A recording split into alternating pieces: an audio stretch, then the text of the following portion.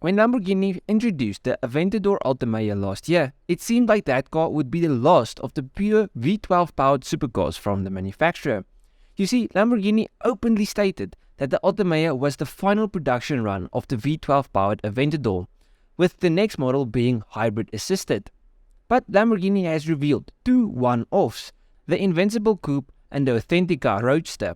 Now they are both powered by the same 769 horsepower 6.5 litre V12 as the Aventador Ultimae. Now these two will serve as send-offs before the automaker adds hybrid power to its naturally aspirated V12 engine. Now I see no problem with this. The V12 that Lambo introduced back in 2011 still is one of the best engines out there. The sound this thing produces is heavenly.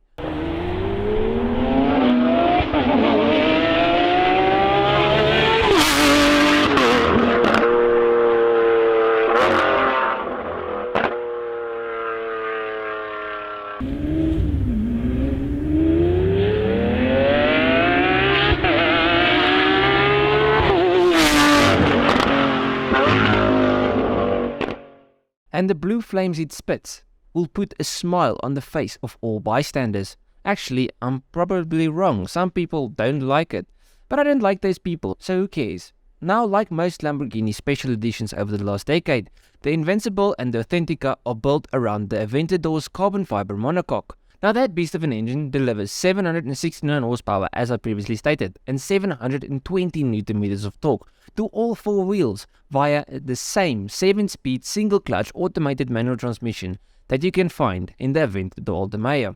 Another similarity that these new cars will share with the Aventador is that both of them will feature rear-wheel steering. Now as for real-world performance, the performance details have not yet been disclosed, but look for a 0 to 62 time of about 2.8 seconds and a top speed of around 220 miles per hour or 355 kilometers per hour to match that of the Ultimae. But if it shares most of its parts with the Aventador, why not just buy an Aventador? So what makes them different? Well, the fully carbon fiber body is what truly distinguishes these two one-of-a-kind Lamborghinis from most other. Talking about the body, the styling is said to hark back to several of Lamborghini's limited edition supercars. These cars draw inspiration from cars like the Sesto Elemento, the Veneno and the Revington. Now, the Invincible Coupe and the roofless Auténtica look similar in most places, except for the fact that the Coupe features a big wing in the rear, where the Auténtica only has a set of fins directing the air. On the engine covers of both, we find some Sesto Elemento-esque hexagons, and this shape continues through the design of the whole car, and can be found on the exhaust tips, air vents, and even on the tail lights. The price. Lamborghini refrains when talking about how much money they will be charging for their two cars. However, the Ultimae goes for around 500,000, and these ones are special one-offs, so it's fair to assume that they will be quite a bit more expensive. So let's play a game. You guess down below, and then when the car actually comes out, we can see who's the closest to the actual price. My guess is going to be 4 times more than the original 500,000, so let's say 2 million. Now my guess is depending on the number of units that they will produce. If it's like really limited, I think I'm pretty close to the mark. But if they're going to make like 300-400 units, then that's probably going to be a lot cheaper than 2 mil. But let me know down below what you think, how much it's going to cost. Now, before I end off this video, I wanted to say that this isn't the end of the V12 engine in general for Lamborghini, just the end of a purely powered V12. The next ones will all be hybrid assisted, but Lambo still loves the internal combustion engine, and they openly stated that they aren't planning on making the change to go fully electric. In fact, they don't even want to make one electric supercar.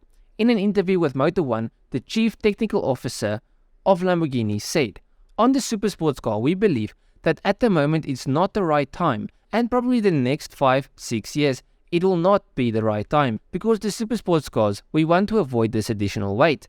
He further stated, "We want to avoid a performance depending strongly on the state of the charge of the batteries and on temperature." So we can all breathe a sigh of relief. The supercar segment will still feature some nice and powerful big V12s. But let me know down below what you think of this new Lamborghinis. Do you like the design? Do you like the idea of them doing a proper send-off to the V12, even though it's not really going anywhere? The new ones are just going to have a small electric motor coupled with it. If it's anything like the Cyan, it's just more power. They can't even drive on the battery power alone. So it's not a bad thing. It's just more power. You still have the awesome noise. You still have the proper engine, everything. It's exactly the same. It just makes a bit more power. Yeah, so let me know down below what you think. If you like this video, please leave a like and subscribe to the channel. If you did like this video, you like all the other crap on my channel, so just go through it, see if there's something else you like. I'll check you guys in the next one. Cheers.